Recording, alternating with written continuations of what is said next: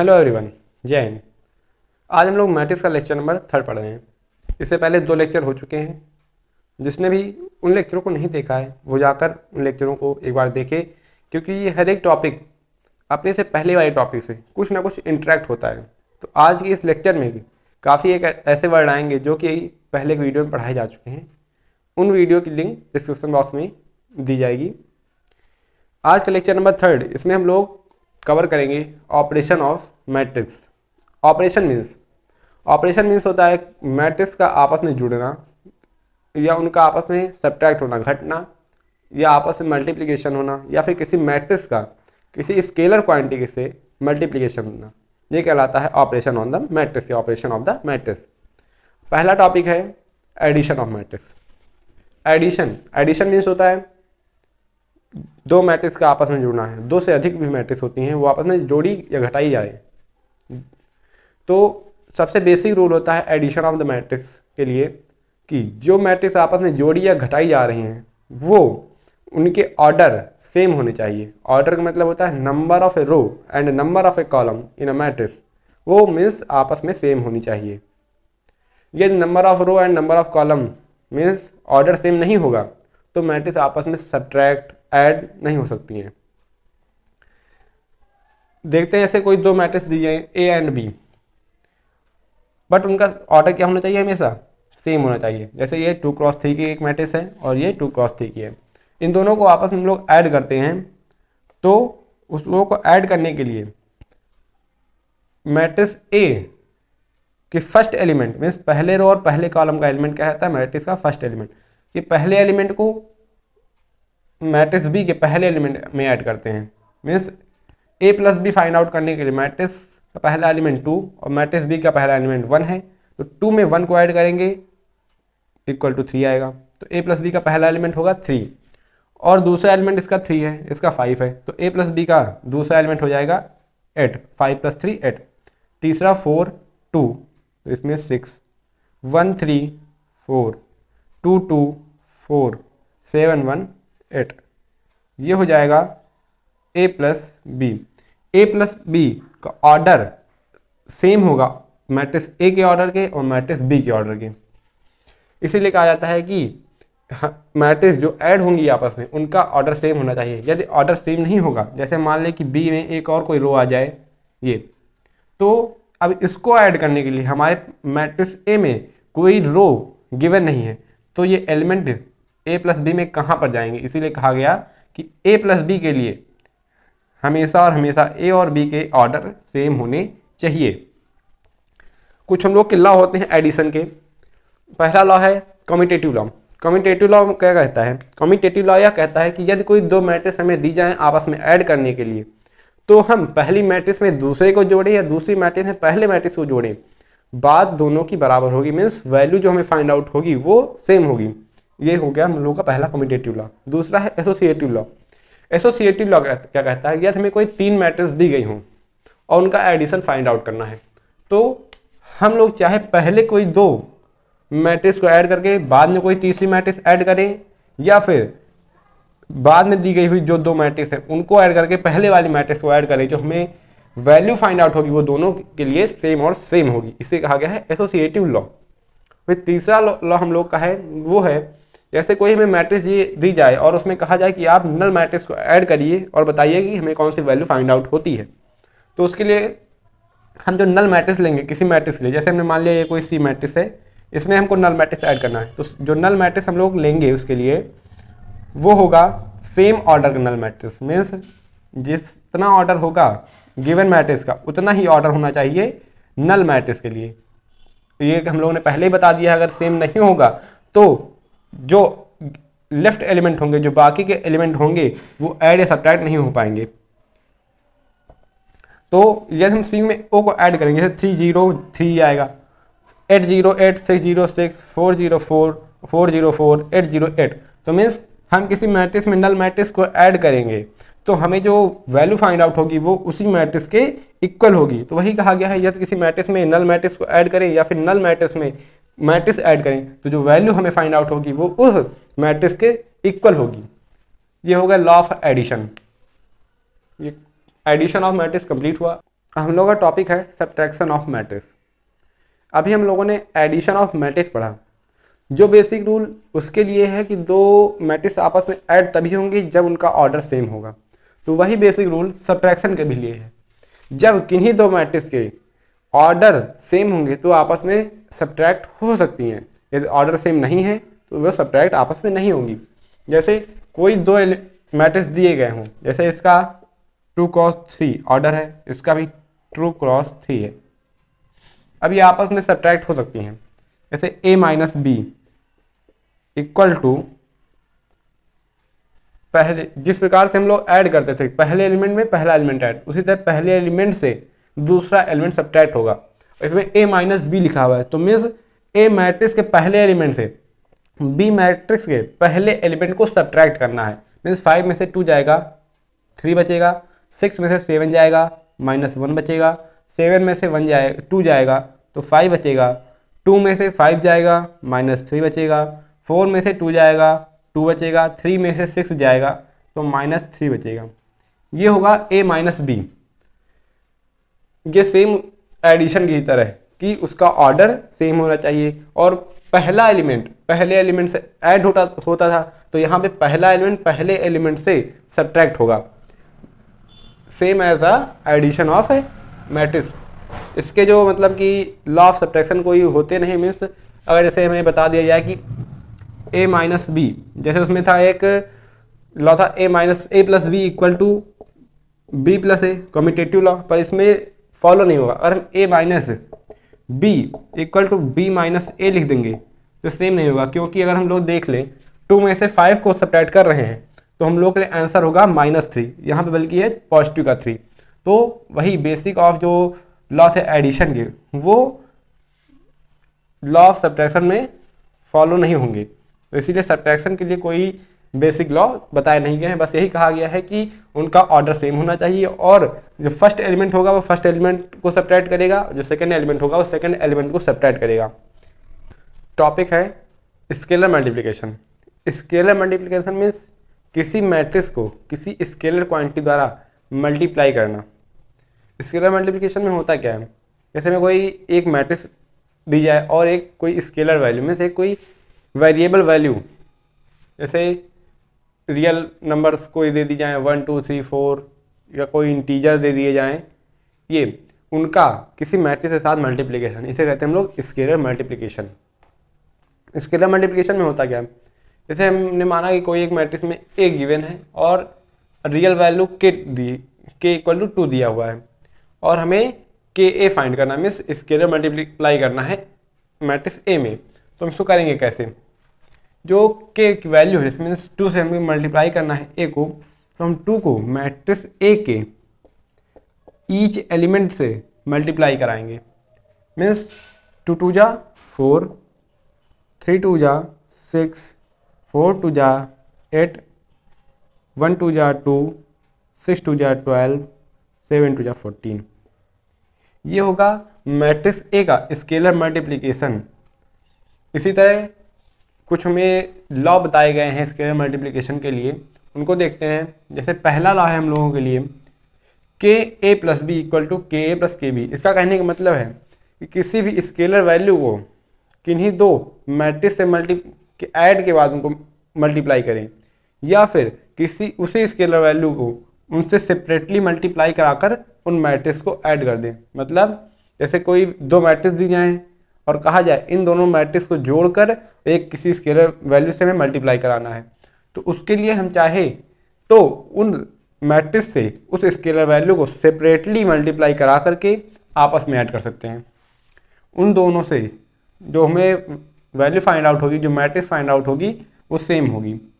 इसी तरह rule number 2 क्या है, जैसे कोई हमें दो स्केलर वैल्यू बताई जाए और कहा जाए इन दोनों को ऐड करो और किसी एक कोई मैट्रिक्स दी जाए उससे मल्टीप्लाई करो, तो हम चाहें तो उन दोनों स्केलर क्वांटिटी को ऐड करके उस मैट्रिक्स से मल्टीप्लाई करा सकते हैं या फिर उस मैट्रिक्स का अलग अलग स्केलर वैल्यू से मल्टीप्लाई करा करके आपस में उनको ऐड कर सकते हैं। इससे जो मैट्रिक्स हमें फाइंड आउट होगी वो सेम होंगी। और उसी तरह अगर हमें कहा जाए कि दो स्केलर वैल्यू दी जाए और एक मैट्रिक्स दी जाए, कहा जाए उन दोनों स्केलर वैल्यू को आपस में प्रोडक्ट करके मल्टीप्लाई करा करके उस मैट्रिक्स से मल्टीप्लाई करना है।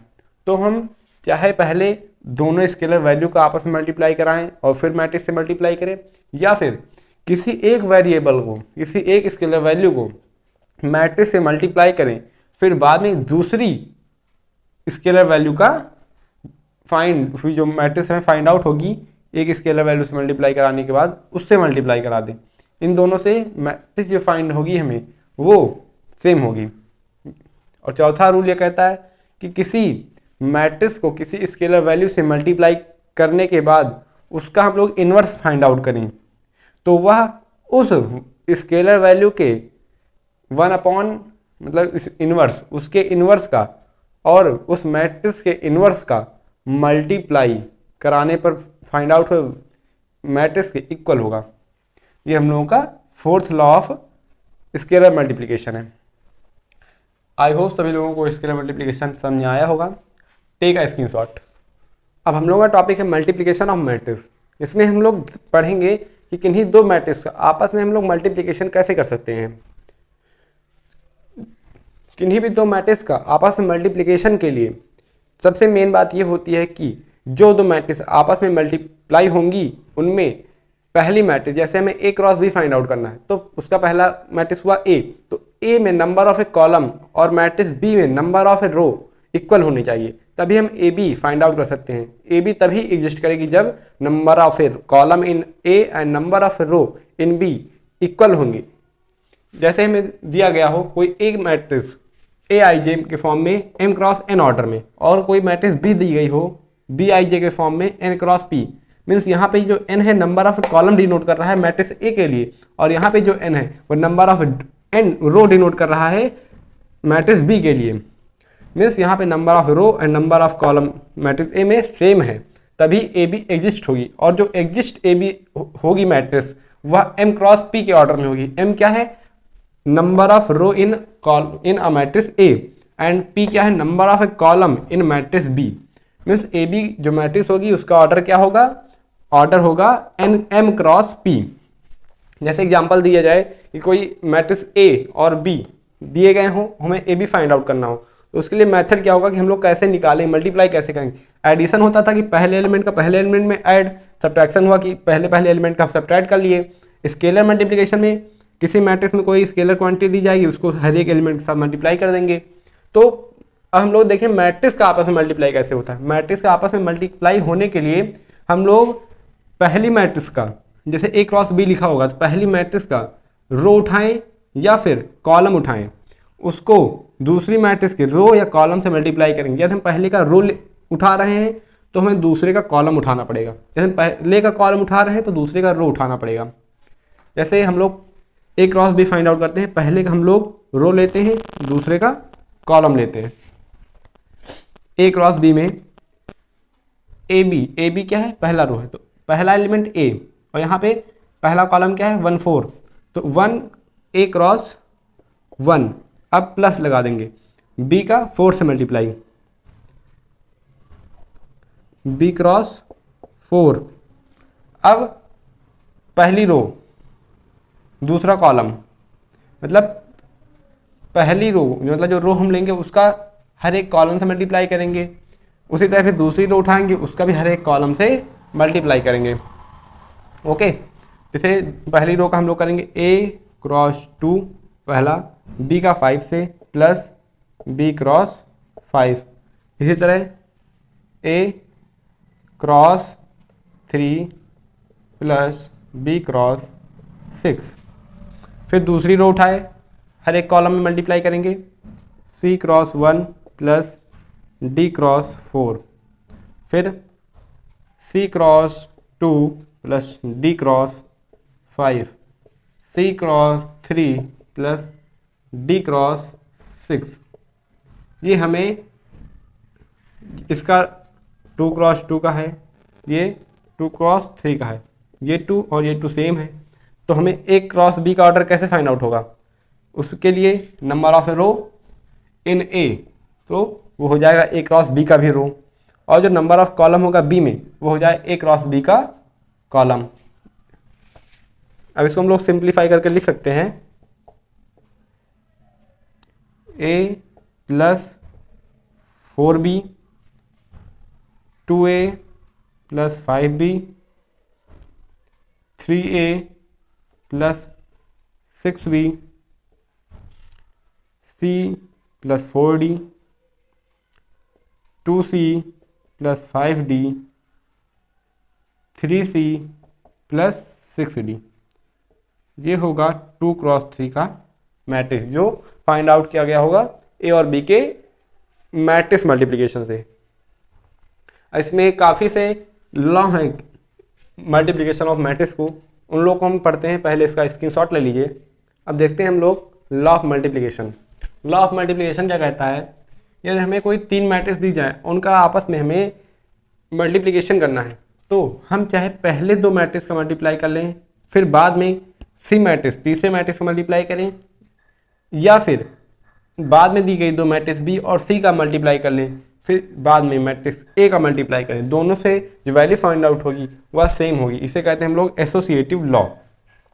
एसोसिएटिव लॉ क्या कहता है, जैसे कोई 3 मैट्रिक्स हमें ए बी सी दी गई हूँ, तो हम पहले मैट्रिक्स ए बी का मल्टीप्लाई कर लें, फिर बाद में मैट्रिक्स सी का मल्टीप्लाई करें, या फिर पहले मैट्रिक्स बी और सी का मल्टीप्लाई कर लें, फिर बाद में मैट्रिक्स ए का मल्टीप्लाई करें। इन दोनों से जो वैल्यू फाइंड आउट होगी, मतलब कि जो मैट्रिक्स फाइंड आउट होगी वो सेम होगी। ये कहता है एसोसिएटिव लॉ। दूसरा लॉ है डिस्ट्रीब्यूटिव लॉ। इसमें कहा गया है कि कोई मैट्रिक्स किन्हीं 2 मैट्रिक्स के एडिशन से मल्टीप्लाई की जाए, या फिर उसको हम डिस्ट्रीब्यूट कर दें, मीन्स पहले उसको दोनों मैट्रिक्स से मल्टीप्लाई कर दें, फिर बाद में ऐड करें, उन दोनों से जो हमें मैट्रिक्स फाइंड आउट होगी वो सेम होगी।